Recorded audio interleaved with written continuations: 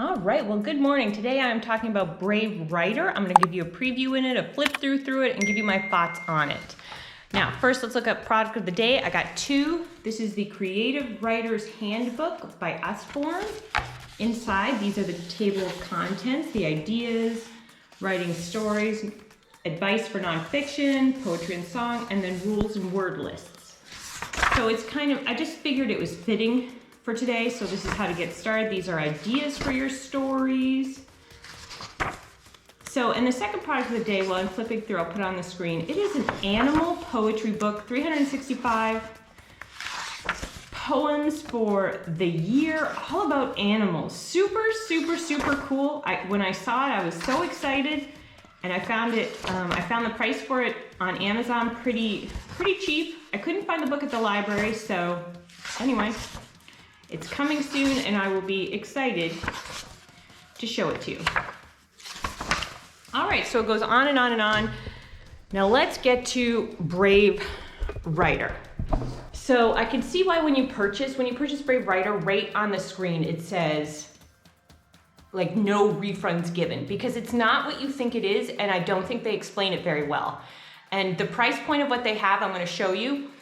Let's go to the screen now. Okay, so I'm gonna log into my account. Okay, so here we are on the Brave Learner home. You get nothing printed, which I think is kind of a mistake versus the price point of what you pay. I think there should be a cheaper price if it's downloadable and more money if you get it printed for you. And they don't do that like that. So I bought the whole bundle. So now they have a bundle for each age group, but it contains the same book, the same main text that I'm going to show you, and then a different product. There's, I assume, Miss Bogart. Now, the problem is that you get nothing for your child.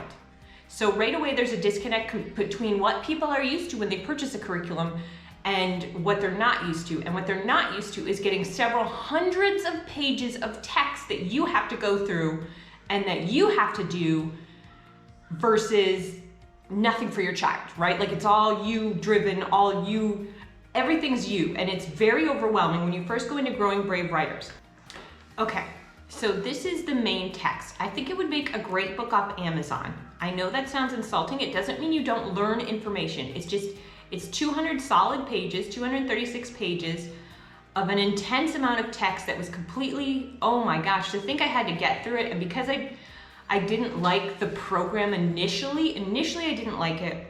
And because of that, looking at this text was like so overwhelming. So it's got table of contents that jotted down. So it's got different levels based on your ages. So this is the book that's given with like, you can buy this book separately for $79. I think it's overpriced. The other parts of the book I don't think are overpriced. This I think is. Now understand that it's just you, it's teaching you, like, look at this text. There is just an intense amount of text, and it goes on and on and on. It's teaching you how to inspire the creativity out of your child. Now, as a side note, what I find that worked, which she reinforced by this as well, is getting the books off of Amazon, some blank, empty books, and then having your child write a story while you write it down. But have them choose a topic that they are familiar with, like their favorite TV show, and say, hey, how about we write a story about such and such? And start them that way. That's how I've done it. And reading this program now, I see that that was the right way to do it. And she even suggests doing it with nursery rhymes, getting nursery rhyme stories, and then her story is to retell that nursery rhyme and then have them retell it while you write it down without editing, and then they go and draw pictures for it as well. Now, my kids aren't into pictures, so what we did is we did it on Canva, and I would, not with the nursery rhymes, the way I did it. For my older son, it was Titanic. For my younger son, it was some YouTube thing. And so he would draft numerous stories about Titanic, and I would then we'd search pictures on the internet, and we'd put it in, and we made kind of a book. So choosing something they love is what I would go for first, what I found worked, but I'm gonna try the nursery rhymes thing this week, which is getting the nursery rhyme books and going. Now, this is a literary program. Literary programs, well, this specifically isn't. This is teaching you how to write and how to edit, basically get them to be creative, and you give appropriate feedback. It's just so intensely wordy. I think it would make a great book on Amazon that you would pay less for, But still, like when you read books off Amazon, I mean, you still learn a lot of them. It's not like you don't learn, right? So that aside, so I'm showing you this, I know I'm flipping through it fast, but I'm telling you, I read through it and it was like so wordy. Movies and television. Here, let me give you an example. Movies and television show deliver stories to children anywhere 30 to 120 minutes. Like you didn't know that, but okay. A plot, character development, art, da-da-da-da. Children will learn different stuff. Stage the home. Who do you think we're rooting for? Who are we rooting against? So they do have some good questions, absolutely. Most literary programs have great questions about books. I'm sticking with the literary program here just for a second because when you open up the quill I think is extremely well priced for what you get, but is not conveyed on the website. I bought the quill. The quill is for young kids and every month there's a new issue. I thought it was for my child. So the first one is wordless picture books. It's not. It's like another literacy program. I would show you this, but there's not much to see. So let me flip to, now this goes through every age group, right? The book on the screen goes through every age group. Let's go to another book. Let's go back here, because this just goes on for 200 pages. So let's go to the quill art. Here, let me show you. Let me go through. So then you go, okay, so the Growing Brave Writers, as you'll see on the screen, is for everybody. And then the Jot It Down is for your age group. And then once you go into, is it the Jot It Down, you find your quill? The quills are in a separate folder. Let's go back and let's go to the quills. Here is the quills. The quills are $129. I think they're very well priced. I think it's amazing what you get. But each one of these, understand, the bugs and the sports haven't been released at this time. They are hundreds of pages of information, again, for you to go through, but they're easier to read. Look how she made them, they're easier to read. This is the art one, I'll show you the art one. And if you don't get this, but you just go with the Jot, like in this age group, this is 5 to 7, if you just go with the Jot, they still have some of the same information. This is just more in depth, so this part is a literary program. Like Torchlight's a literary program, and Lightning Lit is a literary program. Lightning Lit's literary program, what literary programs do, they give you a bunch of books to buy or to get at the library. The books they have chosen in, for example, Torchlight, you can't always get them, but they're amazing. And I think it's an amazing program. And that program tends to focus on vocab, has really great vocab exercises. The Lightning Lit tends to focus on grammar. And the books they have chosen are all older books, and you can always find them at the library, but you kind of don't really want them. They're not the most exciting. So these are wordless picture books. Let's just go to the art because I have it downloaded up in this is the art one. So let's look at the art. So it's a lot easier to read. Now this section is just 47 pages. Sometimes they're more, sometimes they're less, and has a list of books to get at the library. I have checked in both Canadian and American libraries, and you can get the books, so I'm really impressed that they did that. And there are a lot of books I hadn't read. And I take out like yesterday I went to or 2 days ago I went to Saturday, whatever day we're on. 2 days ago I went to the library and took out 52 books. So I take out every week a lot of books and we read them every morning. Every morning I pick a few books while the kids are waking up and throughout the day if we can. Okay, so art talks about, so it's a lot easier to read. See all the different fonts, all the different colors. It's a lot easier to read. Staff book picks. So here are the book picks. Again, I went through and I checked random ones. I checked in both Canadian and American libraries. I just picked a random library, checked. Yeah, they're easy to get. So not hard to get, so you do not have to pay extra. So the quill program, I believe, is $129. I think it's well worth it. Now, this is the thing, is in her programs, she has a lot of spaces for you to do reflections. A lot of them. I immediately don't do reflections. It's just not gonna happen per se. I might, I'm not gonna write it down, I might think about it. Now, a lot of people have asked her for a more structured program. I think Quill is a bit more structured. So I think the Quill program is, but based on just that big book I showed you, that's what they're talking about. It isn't, it's not that structured. That's what I mean, is it's not really a curriculum per se, it's a book. Although she did come up with a daily plan for it, a daily plan, like Monday, Tuesday, Wednesday, do these activities. Not that specific, like we read Quill on Monday, on Tuesday we go to the library, on Wednesday we do Jot, things like that. So she's taken the 3 different programs in this bundle and split it up onto days. Immediately when someone does that, it's like, do they not realize that I have 7 other curriculums or 4 other curriculums that have also given me days of the week, it's always 4, of what we're supposed to study when. So if it were me, I would pick either a day of the week, like a Sunday or a Friday, where we do the writing activities. The biggest and best writing activity I found was her free writing activity, which she talks about in that big book, in the big Brave Writers book. She talks about free writing, and she has an amazing assignment about the free writing, which is very cool. I think that's very interesting. I'm very excited to do that. For grammar-wise, she does copy work, and there's really no editing too much, and she talks about friendly editing, a non-aggressive way to edit children's work once they get old enough, once they've done free writing for a while. So that's in the older stages.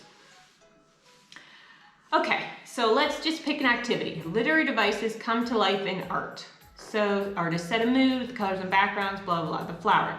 A flower is a flower is a flower, right? Or is it? When you hear the word flower, does a certain type of flower spring to mind? What might that flower look like? I don't know, I'm bored reading this. Okay, because we're talking about art, what she's talking about here is either going to outside in the field, going to an art museum, and talking about flowers. Specifically, she's all about getting the communication, getting the verbal communication out as well. So, which flowers look like a photograph? Why do you think that is? Which flowers are, have easy to see brush strokes in the painting? Step back from the painting. Notice the background behind the flowers. And then she's got books down here for that activity that reinforce that activity, like Reading at a Table by Picasso. So she's got just different things that go along with that, okay? So notes and insights about the experiments that you as an adult found. So I think it's a very good program. I think for $129, I think it's definitely worth it. This is what she wants you to put up on your wall, so you're always looking at it. And everyone seems to have a math portion as well.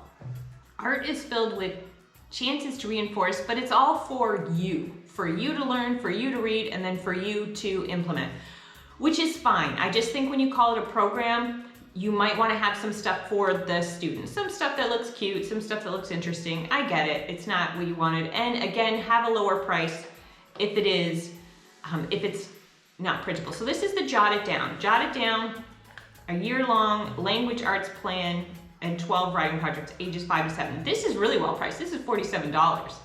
So this I think is great. And look at that, it's got a nice table of contents, but all bright. And it's got like poetry tea times, which is a big thing, weekly music, nature study, art appreciation, music appreciation.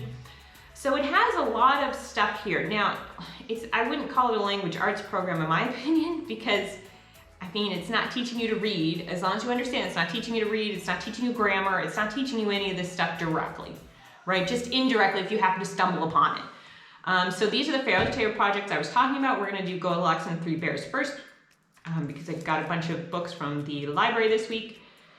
And so basically, let's go down to so it's 104 pages for you to read. Again, heavy text, not a huge fan of heavy text. And the Jot It Down phase is basically you're jotting it down for your child.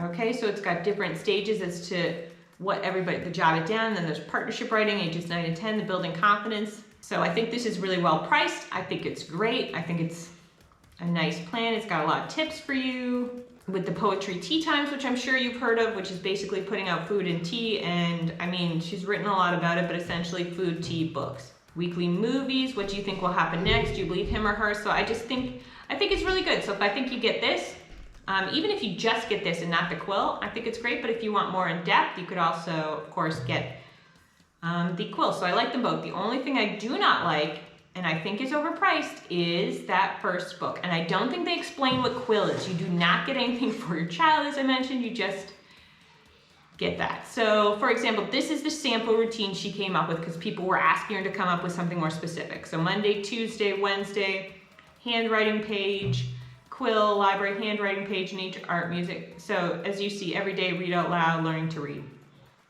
So in that sense, it's a full program, but it doesn't teach you to read or anything. It doesn't have any handwriting things. It's just got more copyright, more copying, what do you call it, copy work, and stuff like that. So it's a very relaxed program. It doesn't go into grammar too much. If you want a program that goes into grammar, a literary program that goes into grammar, that would be Lightning Lit, which I also think is a little overpriced. Because understand, when you get a literary program, it generally doesn't have as much information. I guess it does. It does. But it has a list of books that you have to go get as well in order to do the program. But Lightning Lit has I mean, like, it starts you off, so the first level starts you off with, hey, let's put, sentences start with a capital and they end with a period. So it's simple in that respect, but I don't necessarily think you need it either. Here's the fairy tale project. Your children will produce a 9 to 10 page booklet that is both a visual and written narration of famous fairy tales. You're reading Rapunzel, and then it's got all these questions, and you can just have them retell it. And then it's got cut out a tower from black construction paper and put yarn through it. I think that's a great idea. The Frog Prince, also good, just cutting out a frog. Goldilocks and the Three Bears. So this has a different retellings, like throughout time, the Goldilocks and Three Bears was changed. Throughout time, she explains. And it's got different questions you can ask to help them narrate, hey, what happened in this story? And then you can write down on the page, all right, this happened, and then this happened, they tell you, and then they go back and write pages now and draw pictures. So Ugly Duckling, oral narration, it's got questions for you, like all literary programs do. They got questions to ask, they got activities for you. Yeah, so I think it's a good program. I think it's well priced. This part, the Jot part, that's for 5 to 7 year olds. The Quill is also 5 to 7 year olds. But anyone could do it. You could do it at any age. And these are all about making lists because kids love to make lists, she says. So, and then the photo journal, this is intensive. So some of her projects you'll notice are intensive, like the photo journal. Taking pictures of your child at different levels, sleeping, getting up, waking up, brushing teeth, eating breakfast, tying shoes, feeding the dog, jumping on the trampoline, tickling baby sister, making funny faces, eating a candy bar, and then you're supposed to arrange them in order. Like you're supposed to then go print them out. Maybe if I live near a Walgreens, right now I'm overseas, but maybe if I live near a Walgreens, I'd go print them off, and maybe that would be part of something to do. But that just seems like a huge effort to do what it is we're doing, which is essentially we're working on sequence and organization. But we're also working on captions as well. So I guess, but you could also, I think it'd be fine if you just pick some pictures out, and again, did in Canva, pick some pictures out of maybe, that you have saved on Google Photos or something, and did that as an alternative, just because I wish you'd put alternatives in, like, hey, if you want I don't want to call it the half-ass way to do things, but I would appreciate that if they had like a toned down version, because some curriculums do, and I really appreciate that. I'm trying to think of one that does, but there's two, I know two do. Even the Good and the Beautiful's like, for some of their curriculums, for some of their science stuff, is like, okay, here, this is optional. I like that. I like the optional stuff. So a photo journal month-long guide. Take lots of photos. Oh my goodness. Oh, take lots of photos. Maybe if you only had one child, but if you got a bunch, I mean, that's just, okay. So, and then caption writing to work on captions. I almost rather get the books without words that they do in the Quill. So just get some picture books that don't have any words in them at all. I forget what they call them. What do they call them? Anyway, and come up with captions on your own for that. Or you print off some pictures of, I don't know, again, their favorite things. And what would the caption be for this picture? What describes this picture? That's what I would do, because I just think it's a lot easier. But I think she's got a lot of great ideas. Like this, the Animal Mini Book, I think is a great idea because it's your collection. This is an intense poem, by the way, about the shark. An Animal Mini Book, because you're gonna make a list and gather facts and poetry and trivia and sayings and riddles and jokes, expert comments and personal experiences about that animal. So I think that's a great idea. So I think she's got a lot of great ideas in here. I do. And I think she made it easier to read than her first book. So then it's got posters, doing another poster again.